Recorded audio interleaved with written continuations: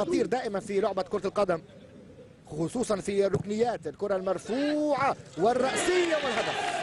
الهدف يأتي للمنتخب الإيراني من اللاعب الإيرانية الحارس دانييل دافاري، في الدفاع من اليمين لليسار ستيفن بيت عاشور، جلال حسيني مع إمكانية فرصة وهدف. هدف ثاني نيكونام هنا أن يسجل هدفه السادس في مرمى المنتخب اللبناني، وبالفعل الهدف الذي يأتي من جواد نيكونام في مباراة. هو هداف المنتخب الإيراني في الآونة الأخيرة، لكنه يشارك بالهجمات ودورة فعال. كرة خطيرة جدا جدا جدا، والهدف الثالث، الهدف الرابع. لم أعد خلاص، هو جوتشي الهدف الرابع. الهدف الرابع لجوتشي، غاب جوتشي عن التهديف، تذكرت ذلك، يفلتها ابدا منذ منتصف الشوط الاول تقريبا. هذه الكره الان لمحمد حيدر من الناحيه اليسرى لاول مره.